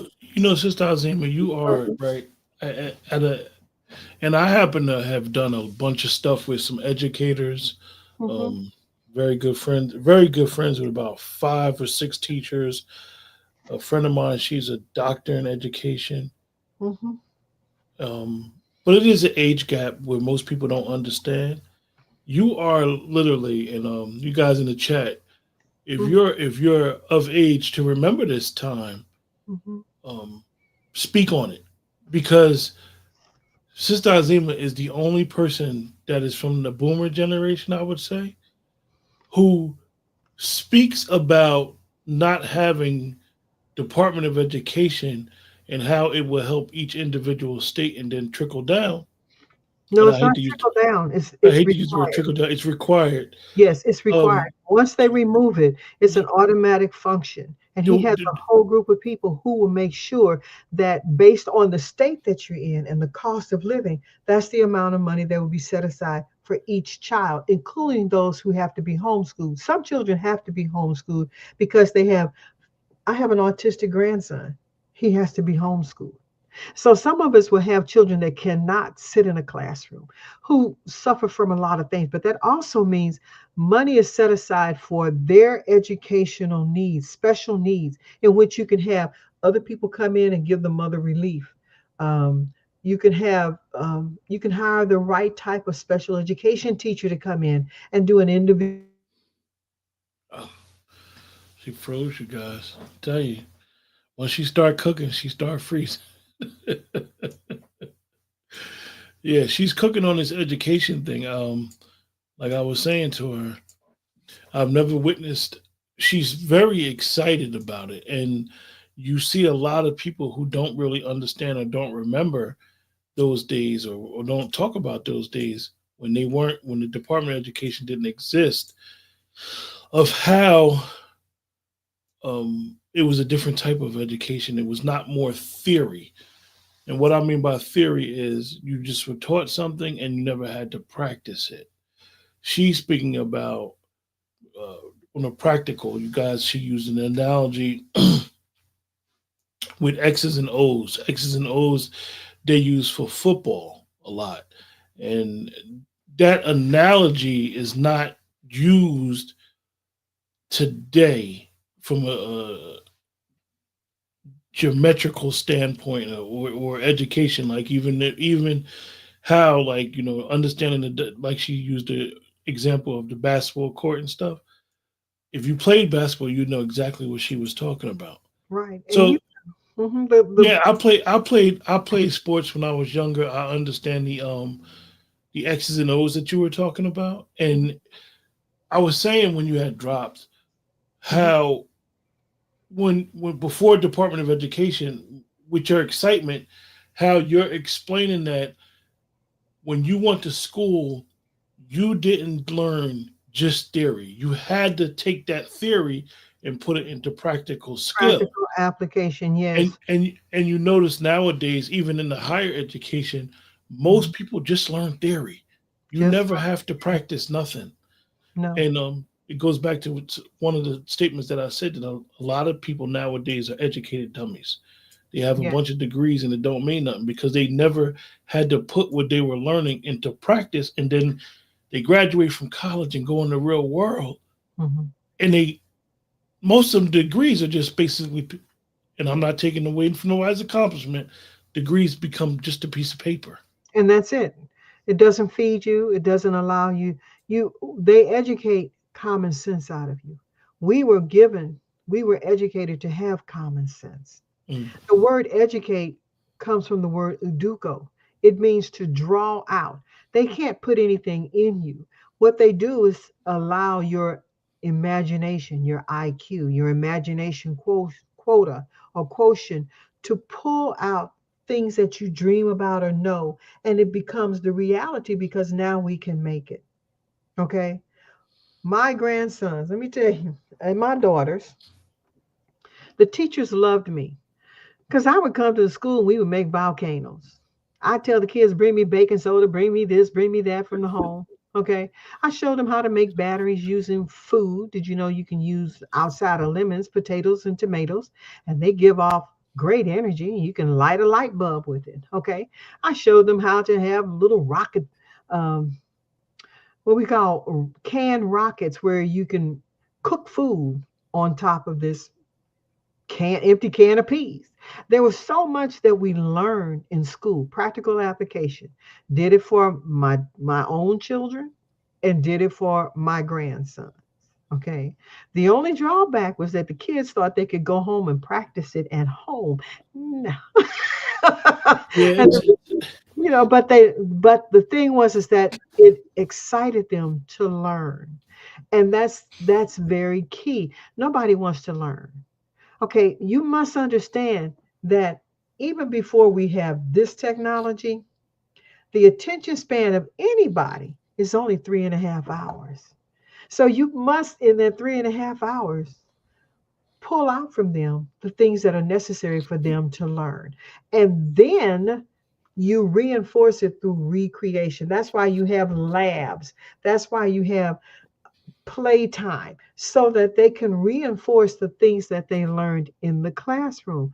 We learned etiquette. I learned how to fold a napkin, sit at a table, what fork was what for what part of the plate, and how you set the glasses up. How many people know that if you're at a very fancy dinner and you don't want to eat anything else, you turn your fork and your knife crisscross onto your plate? Or you turn your cup upside down on the table to say, I don't want anything else to drink. Okay. There's things that you don't know. People are like, oh, we don't need it, but you do. Manners never go out of style. mm, Okay. The ability to be sociable, personable is what we learned when I was growing up. My teachers were fantastic. I didn't have the newest school, but my school was clean. I didn't see trash and debris on the floors in my school. You had enough janitors to take care of all of that. You had teachers that allowed other teachers to take a break so that they could get a break during the day, and that kept them fresh when they were working with you. I also went to school where kindergarten through 8th grade were in one building. That's how old I am. mm, Okay. When the educational department became a federal, it removed all of the monies that were within the states in order to pay the head Freds in Washington, D.C. mm, That's how they got their salary. And mm. then they came up, well, how will the states make a difference? It doesn't. It can't make up for it. And that's where they came along with the governor's dinner.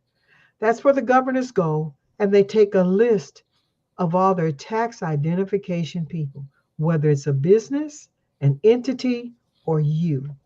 That is also when they started putting tax numbers on newborn babies. Why? They're not in the workforce, but they become a debt and they will be burdened with the debt for the rest of their life.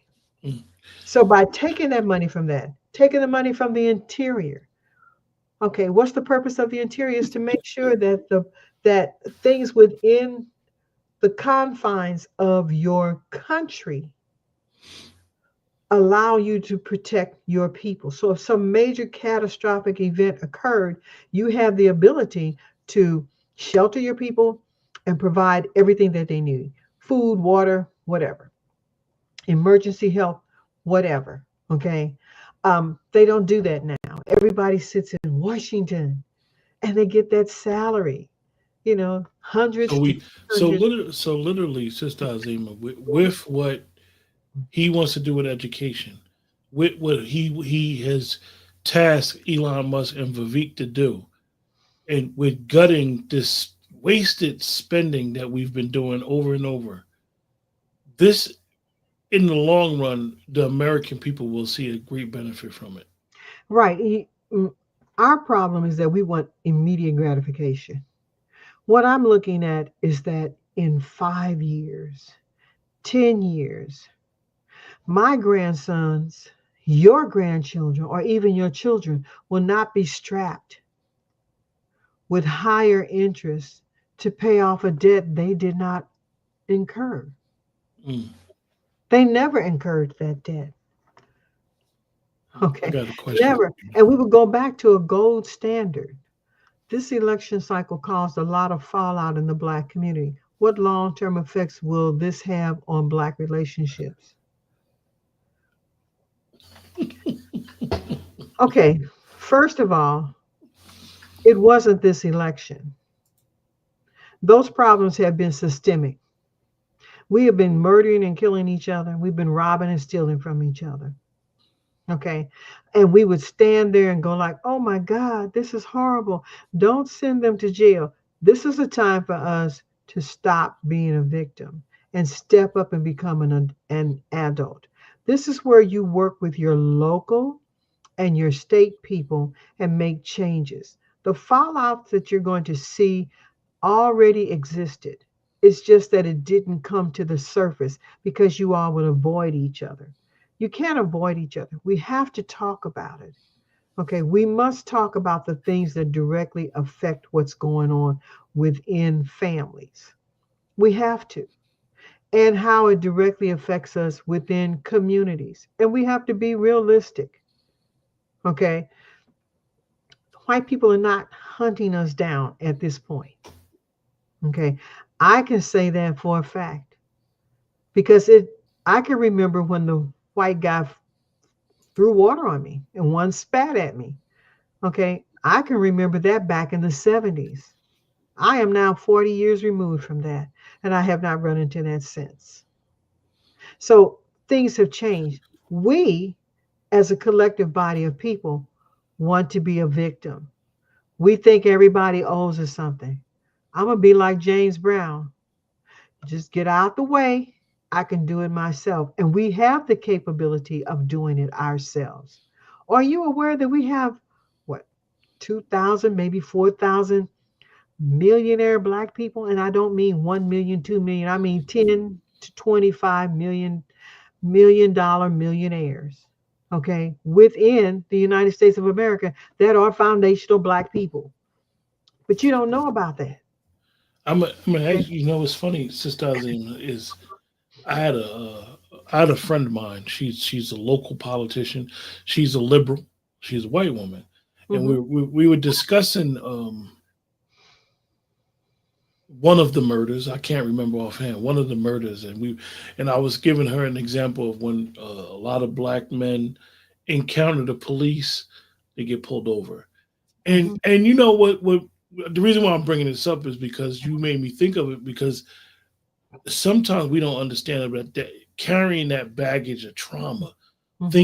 thinking we're being hunted down, thinking that everything got to be a bad scenario.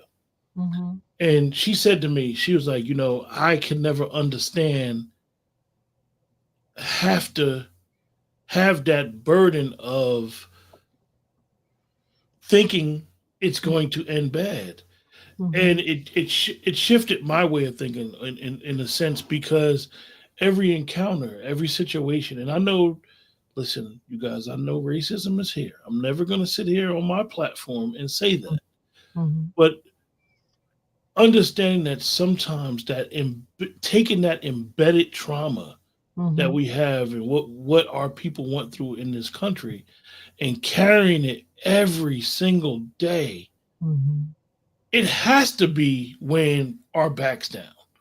Mhm. And it puts us in my opinion, a bad situation Mhm.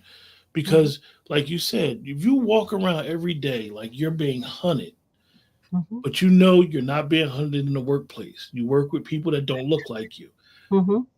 you got neighbors Mhm. that don't look like you, you Mhm. go shopping with people that don't look like you. Mhm. Your inner circle and people you deal with every day Mhm. are not hunting you down. Mhm. But to have this over and over programmed and indoctrinated, they coming for you. It's gonna end ugly. It's gotta be it's gotta be a bad situation. And I'm trying to re-educate my sons Mhm. on that and understanding you should never walk around and have to be on edge. You don't. And let me say this, and I'll put it in a way that you can understand. Black folks, we have gone into places among our own, and we walked in there and said, "Ooh, gee, this is a bad vibe. I got to get out of here." Okay. Now, if you can feel that on the people who are in that room, that's the same vibe you give off when you are a victim, and you don't realize it. So every time you come in contact with somebody, you have a mindset that says, "I'm a victim, beat me up, pull me over. I'm doing wrong. I'm horrible. I'm low life." You don't even have to say it, but your actions speak louder than your words. And then you wonder why, man, the police pulled me over. Okay. I ran a red light. Police officer, whoop, whoop, whoop, got me. Okay. Late at night, many years ago. And he said, "Do you know why I stopped you?" I said, "I know." Now they always say never admit to anything. I said, "I know why. I ran that light." I said, "I was trying to get here before they closed because I needed something, but you got me." He goes, "Lady," he said, "I just got cussed out by a black woman back there. I was all prepared." I said, "Officer, I understand, but I don't see you like that. I thank you for stopping me because I could have run, hit somebody." He said, "I won't write your ticket. I'm going to let you get on up in here. Matter of fact, I'm going to go up there with you because I need something myself." That's because I don't carry a victim mentality. If you carry that, if you're sad all the time, if you're scared all the time, then you can't figure out, what am I doing wrong? I can't get beyond myself. It's because you don't know who you are. And you got to stop listening to Charlemagne.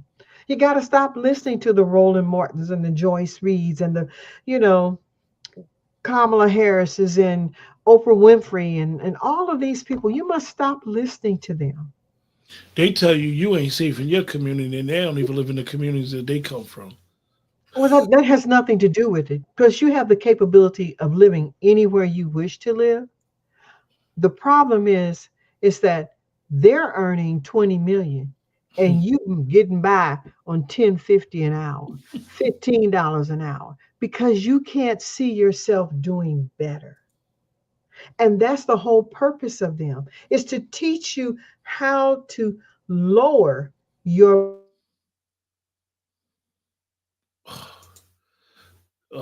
She froze again, you guys. I know y'all tired of it, right? But there's nothing we could do about it. She'll be back. I'm gonna get to your question, Gene. That'll be the question. I'm gonna put it on the screen now. So you kind of understand where she's gonna go with this DEI thing, right? It's gonna be an interesting answer.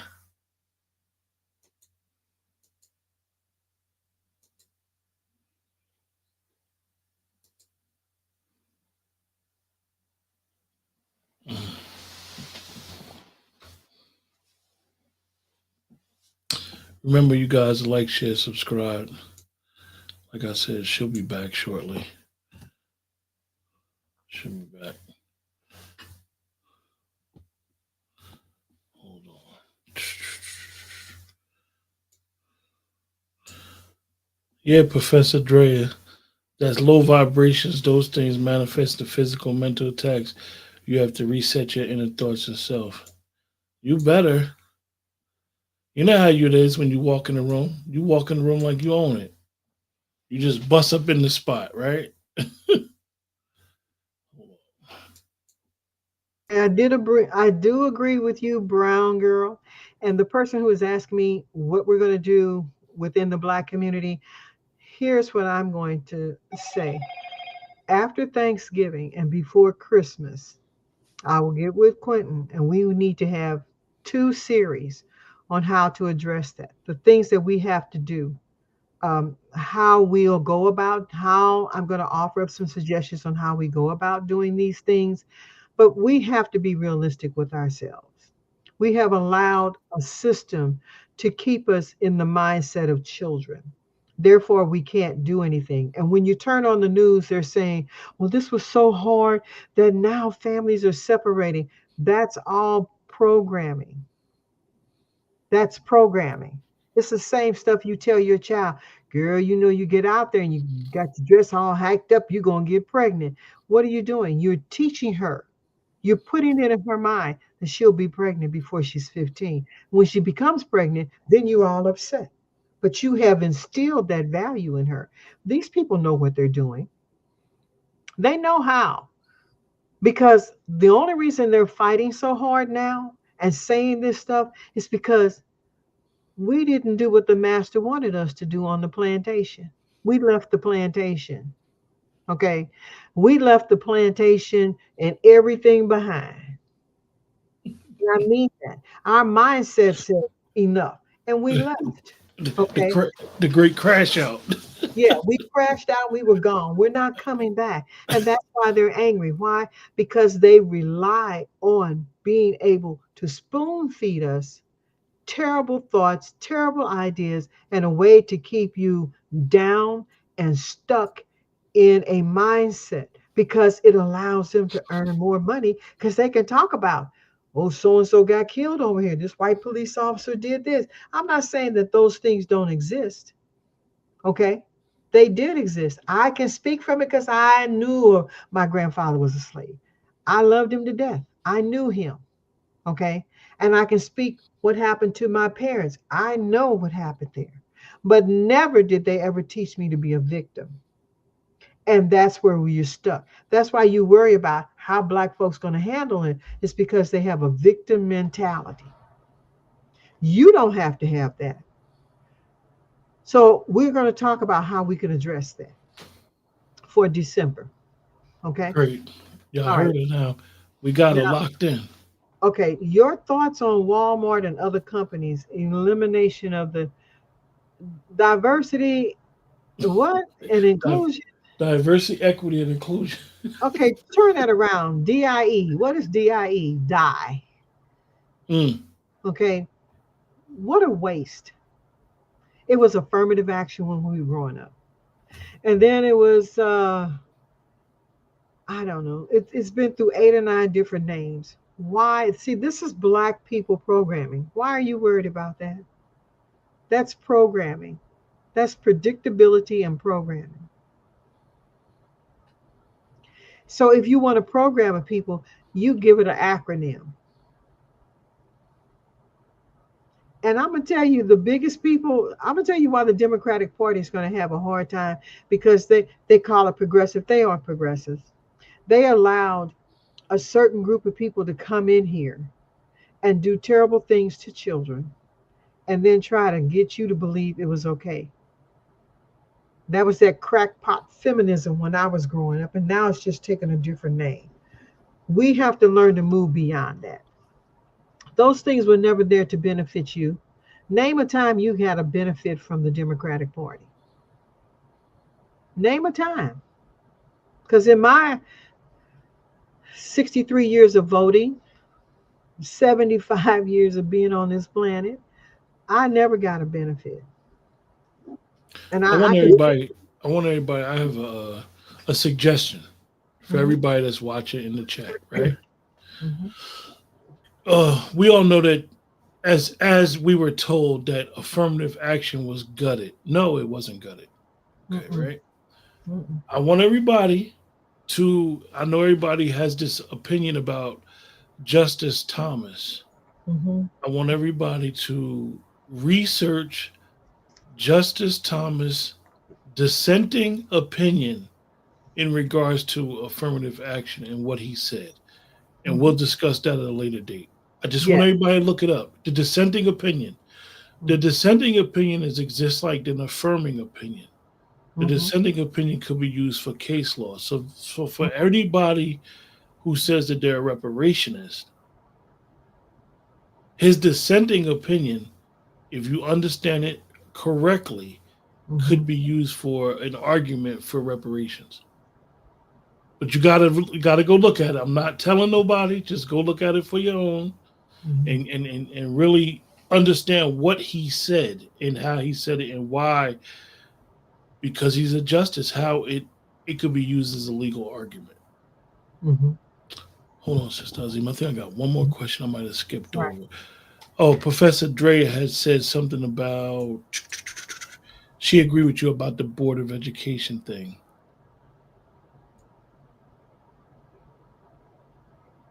Oh, Star was saying, sister, she said, I have a biography. He has an interesting background. Yes, he coined that phrase about his sister, the welfare queen. Mhm. And I want to tell you something. When I was growing up, even if the black man wasn't working, he could be in the household. It wasn't until the 70s when they changed that law Mm, because we were always a stable family. And so, what they wanted to do under Margaret Sanger's program, they wanted to see how disrupting the family unit, the nucleus family, would impact um, the outcome of mostly their sons in 5 to 10 years. And that's where we got the pipeline to prison, which was part of the educational system. That's why you don't need that. You don't need the federal Department of Education. It's a joke. Sister Azima, back then, was it any pushback when they instituted the fathers had to be out the home in order for a woman to get some assistance from the state and the government? We didn't need assistance because we had collective work and responsibilities in our neighborhood. And we knew certain husbands, the women were fathers, husbands, however you wanted to put it. Um, we knew the, the guys that like to beat on women, and the men in the neighborhood checked them as often as they could. Okay, and we would help those women get away and live somewhere else. And that was the whole purpose of having trades within the schools, because when we got to secondary education, these women could learn to be nurses, medical people. They learned so many skills and worked for themselves. Okay. And everybody in the neighborhood helped raise their children till they got to a certain age level where they could start working within the families. It was a collective mindset. I never said it was perfect, but it was a mindset within the communities that we knew how to function, and everybody had a role. If Miss Fannie Mae's youngest child got raped and she ended up having a baby, other family members would raise the child, or a neighbor would raise the child so that she would not have that stigma on her. There were a lot of things that we did, okay? But you have to understand, when capitalism took over, they were trying to find a way to promote capitalism every single way that they could. So that meant that we had to totally destroy our ability to have our own movie theaters and all of this and buckle up under one mindset. And that was the military industrial complex. Everybody had to kowtow to that. Okay. Uh, Nobody paid. I didn't pay taxes when I was working as a teenager. I didn't have to start paying taxes until I had a full time job. Okay, and the only tax I paid was city and state tax, local taxes. And then the whole piece with, IRS came down. That was a whole different aspect. And I mean, they would turn it over, literally, they would come to your job and go through the records. And in order to enforce that, the stigmatism, they paid people who were very callous and indifferent to show up at your house and go through your house to see if a man was there, show up on your job and demand that these companies open up their books and records when they really didn't have to.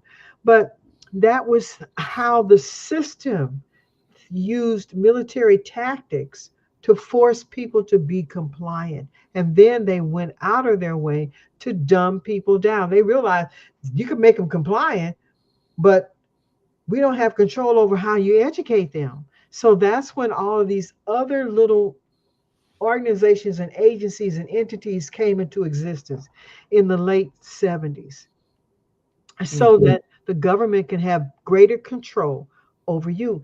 And we say government, but the military industrial complex would have greater control over you. Very, very, very, very. I think that's interesting because I don't think a lot of people that is from, as we say, the next generation really understand what that transition from the late 60s and into the mid 70s, Hmm.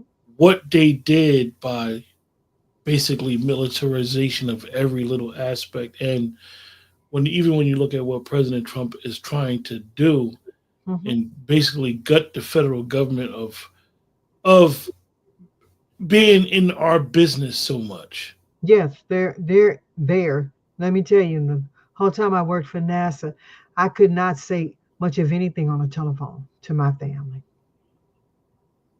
I know I couldn't. Wow. And 10 years after that, even when I went to the movie to see Will Smith, the something enemy of the state, I was at the movie theaters with my brother and his lady friend, and she yelled some stuff out, and I had to get up and leave because I knew that there were ears in there, and eventually something would happen to somebody. So I had to learn how to step back from my family because I knew how these people worked. Yeah. Okay, so you have a president who knows how they work, but he's a multi-billionaire. Even with that, they've tried to bankrupt him and a lot of other things. When everybody thought he had COVID-19, he was poisoned twice in the White House. Most people don't know that. And so you have to see how that works. I remember when Nixon's wife, she came on TV begging everybody, don't you understand? Don't you understand? They're going to kill me. They're going to give me cancer. 2 days later, she was dead. Healthy woman, had no problem. She died in 2 days. You could see all of this stuff happening before your very eyes. There were lots of congressional hearings, but nothing got done because the oligarchy had already established itself in organizations and agencies that had prejudices against other groups of people or concepts or ideas, and they put them in the key places, okay, and made them permanent senators. How do you get to be a permanent senator? Some of them didn't even have to go back to their state and run. They were automatically reelected. So we have to go back and look at the whole history of things and realize that all this started back when the North was upset with the South, and the South was scared of the North. Why? Because they had no voting power. Your electoral college is the result of the 3/5 of the man law. We talked about that last time. And so it was a way to have representative government or a representative way to vote and get everything done so You that the even South had the same equal rights of voting as the North. you even got people that say that we need to get rid of electoral college, which is interesting. Well, I think right now it's working to your benefit. I think it is right now too. Okay. And because I'm telling you now, They lied when they said Biden won the popular vote. And they were going to lie and tell you that Kamala had the popular vote. So right now it's working to your benefit. What you can do is at your state and local levels, make sure your senators only can serve 2 terms, 3 terms at best, because 3 times 6 is 8. Oh, she dropped. She dropped you guys again. But when she come back, you guys, we're gonna wrap up the show. Uh, if you have any more questions for Sister Azima, just put it in the chat, and we're gonna get up out of here. It's getting a little late. I know a lot of us gotta start a new day tomorrow and start anew. And I'll definitely keep you guys posted when we do the 2 shows that Sister Azima wants to talk about. We're rebuilding that the relationships. Let me go back to Star's question. Hold on. We're rebuilding the relationships in the black community. We're going to discuss that. Yeah. I remember Star to frame the conversation around that question and then go from there.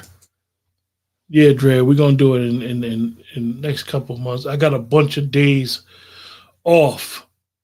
So me and Sister Azima will probably do the show late afternoon, early evening. It'll be a couple hours, both shows. It won't be so late. It'll probably, like I said, it'll be a late afternoon, early evening, and we'll discuss it then. Definitely. Yeah. I was saying, Sister Azima, when we do the shows in December, Mm-hmm. we're going to try to do it early afternoon, late evening, so Okay. everyone could catch it, and we'll let everybody know, and let Sister Star know. And one of the things, Sister Star, before, and I don't want to go too much into what Sister Azima is going to present, is you see a lot of relationship podcasts. You see a lot of podcasts that talk about relationships. I've done a bunch of stuff on relationships.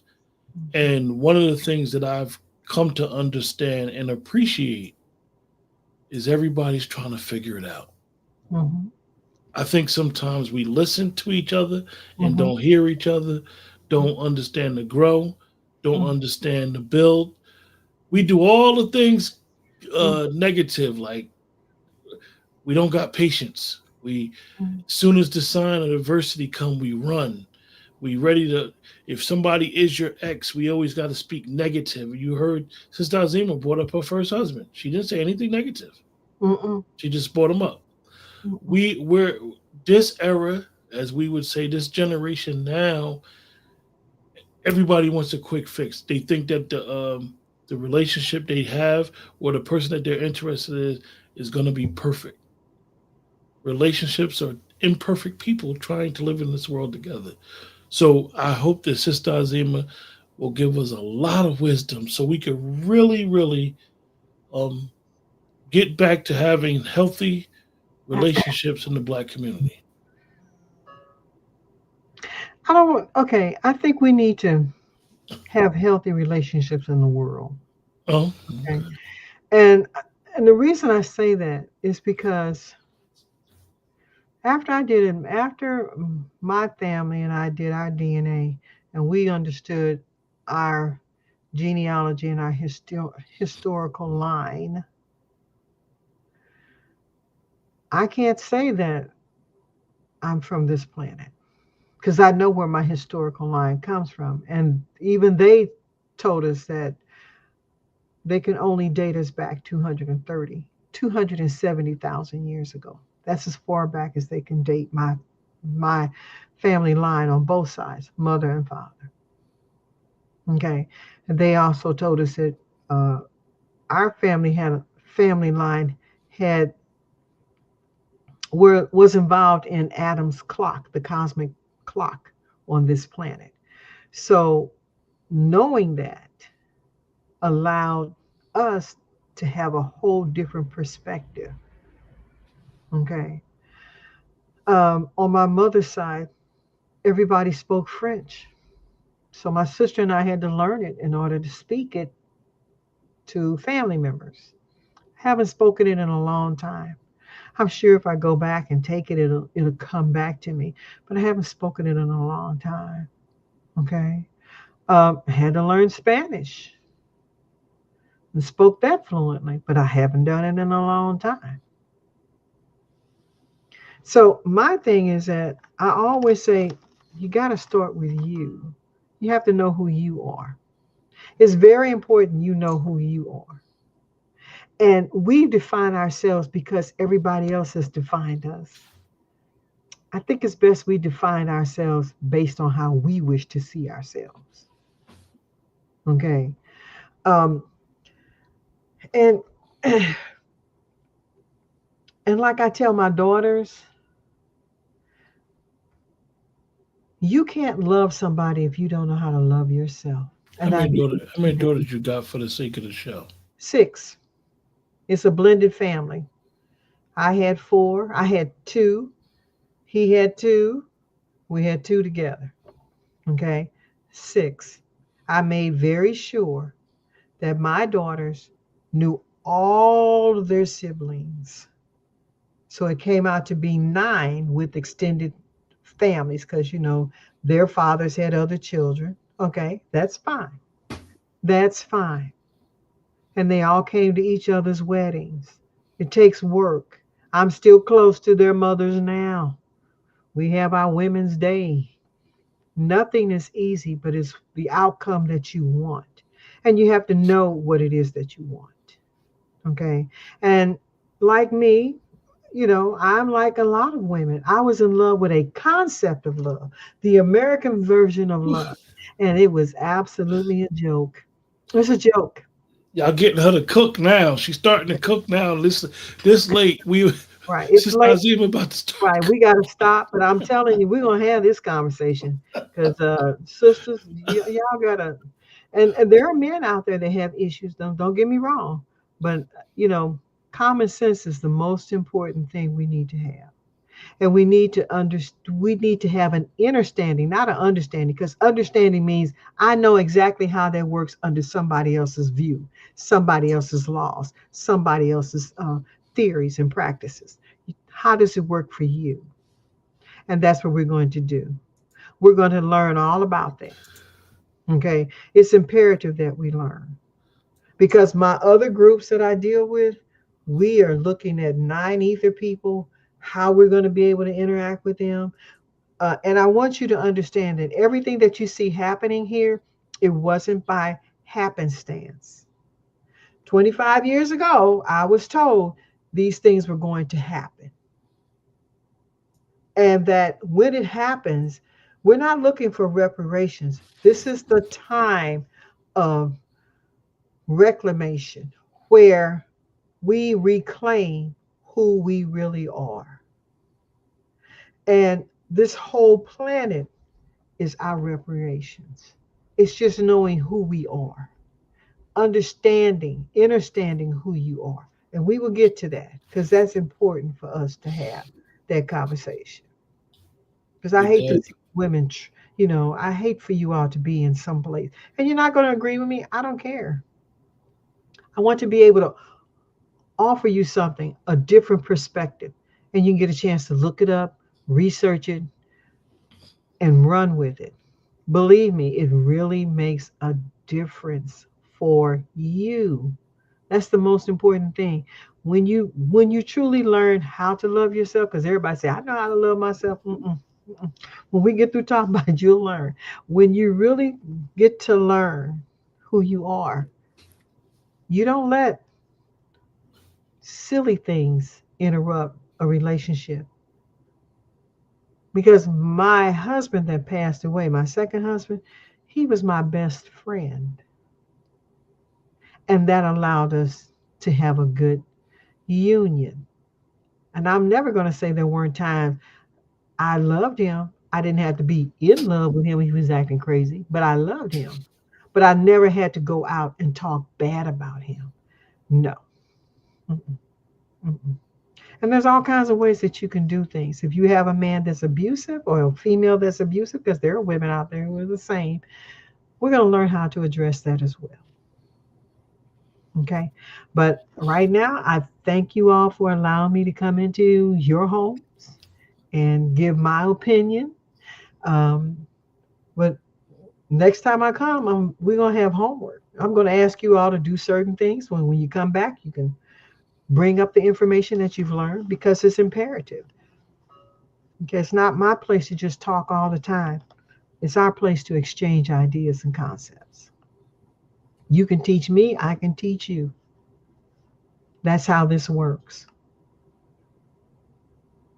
And that's the only way it works. With that, you guys, remember to like, share, subscribe. Be looking forward for the announcement for that first conversation.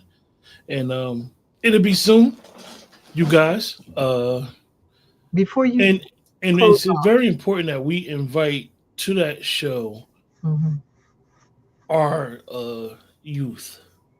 Yeah. I know our youth don't really be into having conversations like this, but really even bring their conversation into the conversation.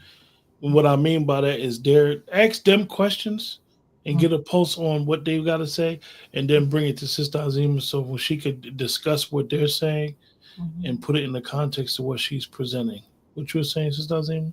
I'm going to ask everybody, I want you to get a sheet of paper. I want you to fold it into thirds, okay? In one column, I want you to put the word plus. In the middle column, put the word minus. In the last column, put the word interesting. In the plus column, I want you to write down all the things that you want to see in a spouse. In the minus column, put down all the things you would tolerate, because people are going to bring their history with them. And in the interesting column, I want you to put down all the things that would make this person interesting to you. So when we talk, you're going to learn a lot about yourself. Oh, yeah. With that, everybody take care until the next time. Okay. Good night.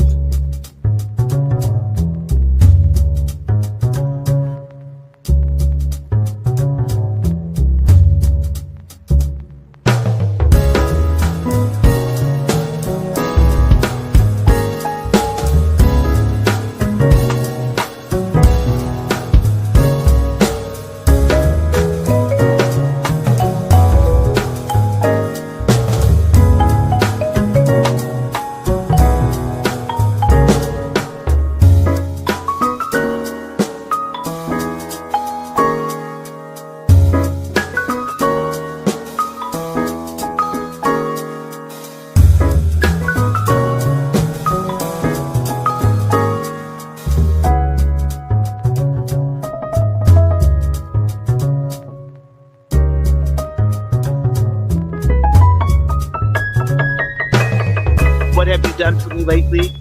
It's Coons. What have y'all done for us lately? And if there's no answer, the only thing we owe them